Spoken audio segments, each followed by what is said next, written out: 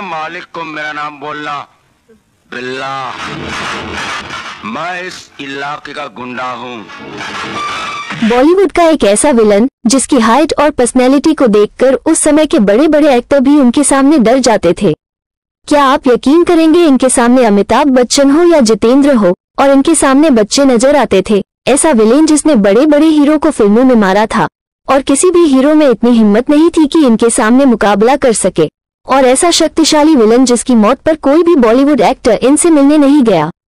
आज हम जिस एक्टर के बारे में बात करने वाले हैं, जिनका नाम है मानिक हिरानी, 23 अक्टूबर सन 1953 को मुंबई में रहने वाले एक मिडिल क्लास पारसी परिवार में मानिक हिरानी का जन्म हुआ था।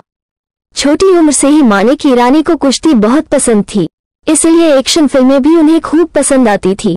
चूंकि पढ़ाई लिखाई में इनका मन जरा भी नहीं लगता था, तो ये छोटी उम्र में ही मुंबई की स्ट्रीट बॉक्सिंग में हिस्सा लेने लगे। जल्द ही स्ट्रीट बॉक्सिंग में इनका खूब चर्चा भी हो गया। उस जमाने में मानिक हिरानी का सपना हुआ करता था कि उन्हें फिल्मों में स्टंटमैन बनना है। एक दिन मानिक का एक बॉक्सिंग मैच देखने आए शेट्टी। ये वही शेट्टी हैं जिन्हें आपने पुराने दौर की ढेरों फिल्मों में देखा होगा। आज के जमाने में एक्शन फिल्मों के नामी डायरेक्टर रोहित शेट्टी इन्हीं शेट्टी साहब के सुपुत्र हैं। शेट्टी साहब को मानिक हिरानी का बॉक्सिंग लड़ने का अंदाज बहुत पसंद आया।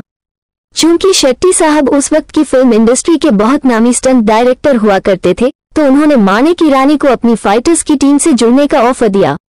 शेट्टी साहब ने मानिक से कहा कि तुम मेरे साथ रहकर फिल्मों में फाइटर का काम करोगे, लेकिन ध्यान रखना, फिल्मों में फाइटिंग करना कई दफा काफी खतरनाक हो जाता है, इसलिए सोच समझकर ही कोई फैसला लेना। अब मानिक हिरानी तो अपनी असल जिंदगी में भी खतरों के खिलाड़ी ही थे, इसलिए बिना कोई देर किए उन्होंने शेट्टी साहब का वो ऑफर कबूल कर लिया। जल्द ही मानिक हिरानी ने शेट्टी साहब के साथ काम करना भी शुरू कर दिया। और चूंकि मानिक की पर्सनैलिटी बड़ी जबरदस्त थी, तो उन्हें फिल्मों में छोटे छोटे रोल्स भी मिलने लगे। 70 के दशक में जब हिंदी फिल्म इंडस्ट्री में एक्शन फिल्मों पर ज्यादा फोकस किया जाने लगा, तो ये मानिक हिरानी जैसे कलाकारों के लिए एक बढ़िया बात साबित हुई। चूंकि इस दौर में अमिताभ बच्चन नाम का एक नया सितारा बॉलीवुड को मिल चुका था, जो एंग्री यंग मैन के तौर पर मशहूर भी हो चुका था, तो एक्शन फिल्मों में लोगों की दिलचस्पी बढ़ने लगी। लोगों की दिलचस्पी को देखते हुए फिल्म मेकर्स ने भी ज्यादा से ज्यादा एक्शन फिल्में बनानी शुरू कर दी, और ज्यादातर बड़ी एक्शन फिल्मों के हीरो अमिताभ बच्चन ही हुआ करते थे। ऐसे में मानिक हिरानी को भी फिल्म इंडस्ट्री में ज्यादा महत्व मिलने लगा। मानिक कदकाठी में अमिताभ बच्चन जैसे ही थे, सो मानिक को ही अमिताभ के बॉडी डबल की हैसियत से फिल्मों में लिया जाने लगा। इस तरह मानिक के पास काम की कोई कमी ना रही। कम ही लोग इस बात से वाकिफ होंगे कि अमिताभ बच्चन की सुपरहिट फिल्म डॉन में उनके बॉडी डबल बनकर सारे स्टंट्स मानिक हिरानी ने ही किए थे। मानिक ने अमिताभ जैसे कपड़े पहने और हर एक्शन सीक्वेंस को बखूबी शूट किया। डॉन सुपरहिट रही थी। अमिताभ बच्चन इस फिल्म की रिलीज के बाद लोकप्रियता के चरम पर पहुंच गए थे। हर किसी ने अमिताभ की तारीफ की थी। फिल्म क्रिटिक्स ने भी अमिताभ की शान में खूब कसीदे पढ़े, लेकिन किसी ने एक जगह भी मानिक की तारीफ में एक शब्द नहीं कहा। न ही मानिक को किसी भी तरह का कोई क्रेडिट फिल्म में मिला। बतौर एक्टर मानिक हिरानी की पहली फिल्म थी साल 1974 में रिलीज हुई पाप और पुण्य। इसके 2 साल बाद साल 1976 में ये नजर आए फिल्म कालीचरण में। छोटे रोल के बावजूद इस फिल्म में मानिक के काम को बहुत पसंद किया गया था। 2 साल बाद यानी 1978 में इन्होंने अमिताभ बच्चन के साथ फिल्म त्रिशूल में भी काम किया। इसी साल ये एक बार फिर से शत्रुघ्न सिन्हा के साथ फिल्म विश्वनाथ में नजर आए। इस फिल्म में भी इनका रोल काफी छोटा लेकिन प्रभावशाली था। अगले साल यानी 1979 में ये नजर आए अमिताभ बच्चन के साथ फिल्म नटवरलाल में, और फिर अमिताभ के साथ अगले दोनों साल ये फिल्म शान और सिलसिला में नजर आए। कहना चाहिए कि अपने करियर में इन्होंने सबसे अधिक फिल्में अमिताभ बच्चन के साथ ही की थी। अमिताभ के साथ इनकी प्रमुख फिल्में थी नास्तिक, मर्द, गिरफ्तार, अजूबा और तूफान। अमिताभ के अलावा इन्होंने धर्मेंद्र, मिथुन, जितेंद्र, जैकी श्रॉफ, गोविंदा, संजय दत्त और कई दूसरे सिने स्टार्स के साथ भी ढेरों फिल्मों में काम किया था। हिंदी फिल्मों के अलावा मानिक हिरानी ने अफ्रीका दिल्ली नाम की एक कन्नड़ फिल्म में भी काम किया था। इस फिल्म में ये अब्दुल नाम के पोचर बने थे जो अफ्रीका के जंगलों में अवैध रूप से जानवरों का शिकार करता है। मानिक ने त्रिनेत्रुडु नाम की एक तेलुगु फिल्म में भी काम किया है। यही फिल्म बाद में आज का शहंशाह नाम से हिंदी में डब करके रिलीज की गई थी। मानिक के बारे में एक खास बात यह है कि यूं तो मानिक ईरानी ने अपनी लगभग हर फिल्म में बुरे आदमी का किरदार निभाया था, लेकिन एक फिल्म ऐसी भी थी जिसमें ये कोई बुरा इंसान नहीं बल्कि एक आम पुलिस वाले बने थे। साल 1981 में रिलीज हुई मिथुन चक्रवर्ती की फिल्म आमने सामने में ये एक हवलदार बने थे जो मिथुन के हाथों मारा जाता है। इस बात को भी शायद ही कोई जानता होगा कि रामसे ब्रदर्स की सुपरहिट हॉरर फिल्म पुरानी हवेली में मानिक ईरानी ने एक हैवान का किरदार निभाया था, और यकीनन उस किरदार में मानिक ईरानी को देखकर हर कोई हैरान और खौफजदा हो गया था। इस रोल के बाद तो मानिक का खौफ बच्चों में इतना ज्यादा हो गया था कि जब मानिक अपनी आम जिंदगी में किसी सड़क से गुजरते थे तो बच्चे डर के मारे छिप जाया करते थे। मानिक ने अपने फिल्मी करियर में लगभग 100 फिल्मों में काम किया था। अक्सर फिल्मों में इनके रोल इतने छोटे होते थे कि ये एक साल में लगभग 10 फिल्मों में काम करते थे। इनकी सबसे प्रमुख फिल्म है हीरो, जिसमें इन्होंने बिल्ला का किरदार निभाया था, और दरअसल वही किरदार इनका सबसे ज्यादा पसंद किया जाने वाला किरदार था। मेरा नाम बिल्ला है, मैं इस इलाके का गुंडा हूँ। इस किरदार के बाद ही ये बिल्ला के नाम से भारत में मशहूर हो गए थे। 1987 में रिलीज हुई सड़क छाप और 1991 में रिलीज हुई प्रतिकार में भी इनके किरदार का नाम बिल्ला था। दरअसल सुभाष घई मानिक के साथ कालीचरण में काम कर चुके थे और तभी से मानिक को पसंद करते थे। हीरो की कास्टिंग के दौरान बिल्ला के किरदार के लिए उन्हें मानिक से अच्छा कोई दूसरा कलाकार नहीं लगा।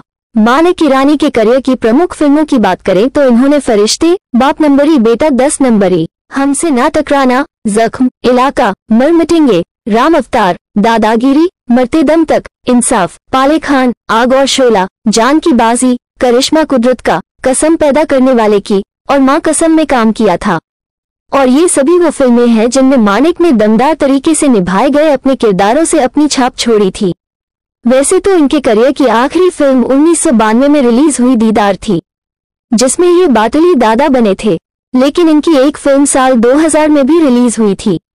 उस फिल्म में ये जंगा दादा बने थे। ये इनकी एक पुरानी फिल्म थी जो काफी दिनों के बाद रिलीज हो पाई थी। अपनी कड़ी मेहनत और लगन से मानिक ने फिल्म इंडस्ट्री में काफी तरक्की कर ली थी। छोटे छोटे नेगेटिव रोल्स करके ही मानिक ने अपना वो मुकाम फिल्म इंडस्ट्री में बना लिया था कि हर बड़ी एक्शन फिल्मों में इनके 1 या 2 सीन्स होते ही थे। मानिक ने पैसा भी खूब कमा लिया। पैसा पास आया तो बुरी आदतें भी आ गई। मानिक बहुत ज्यादा शराब पीने लगे, इतनी ज्यादा कि हर वक्त नशे में डूबे रहते। कई दफा मानिक शराब के नशे में ही जिम में एक्सरसाइज करने पहुंच जाते थे, और यही आदत मानिक को बहुत भारी पड़ गई। उनकी तबीयत खराब रहने लगी। तबीयत खराब हुई तो शूटिंग्स पर जाना भी उनके लिए मुश्किल हो गया। धीरे धीरे मानिक को काम मिलना बंद हो गया। काम की कमी हुई तो पैसा भी खत्म होने लगा। मानिक की मनोदशा और ज्यादा खराब होने लगी। वो डिप्रेशन में आ गए।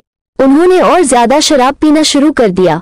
हद से ज्यादा शराब पीने की वजह से उनका लिवर दिन ब दिन खराब होता चला गया। कहा जाता है कि जब काम मिलना काफी कम हो गया तो एक दफा ये सुनील शेट्टी के पास काम मांगने गए थे, लेकिन सुनील शेट्टी ने इन्हें काम देने की बजाय सलाह दी कि तुम फिल्मों में स्टंट डायरेक्टर का काम शुरू करो। सुनील शेट्टी की इस सलाह को मानिक ईरानी ने माना भी था, और कुछ बी ग्रेड फिल्मों में उन्होंने बतौर स्टंट डायरेक्टर काम भी किया था, लेकिन इससे उनका कुछ भला नहीं हुआ था। जिंदगी के आखिरी दिनों में मानिक ईरानी को भयंकर पीलिया हो गया था, और लोग कहते हैं कि उन्होंने पीलिया में भी शराब पीना नहीं छोड़ा। और आखिरकार साल 1991 की 16 जून को महज 38 साल की उम्र में मानिक ईरानी की मौत हो गई। एक वक्त पर फिल्मों का नामी चेहरा रहे मानिक ईरानी खामोशी से गुमनामी में ही दुनिया छोड़ गए। पीछे रह गए मानिक ईरानी की पत्नी और उनका बेटा शनोर ईरानी। मानिक का बेटा शनोर ईरानी भी एक्टर था। शनोर ने कुछ फिल्मों में काम किया था। गोविंदा और रानी मुखर्जी की सुपरहिट फिल्म हद कर दी आपने में शनोर ने एक नीग्रो आदमी का कैरेक्टर प्ले किया था, लेकिन पता चला है कि शनोर ईरानी की भी कुछ वक्त पहले मौत हो गई। हालांकि ये जानकारी हमें नहीं मिल सकी कि शनोर ईरानी की मौत की वजह क्या थी। मानिक ईरानी के एक भाई भी थे जिनका नाम यूसुफ ईरानी था।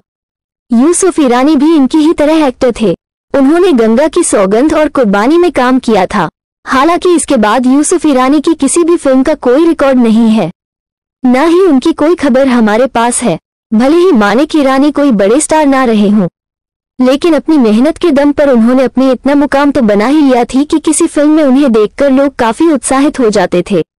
और इस बात पर भी हमें गौर करना चाहिए कि माने की रानी ने जिस तरह खुद का करियर और जिंदगी तबाह की, वैसे कभी कोई और ना करे, न कोई कलाकार और न ही कोई आम इंसान। आज फिल्मी दुनिया में माने की रानी को शायद ही कोई याद करता होगा। तो दोस्तों, ये थी बॉलीवुड के सुपर शक्तिशाली विलन माने की रानी के बारे में। अगर वीडियो पसंद आए, वीडियो को लाइक कर देना और हमारे चैनल स्टार मनोहर राठौर को सब्सक्राइब करके बेल आइकन जरूर दबा देना, ताकि मोटिवेशन मिलता रहे इस टाइप की और वीडियो बनाने में।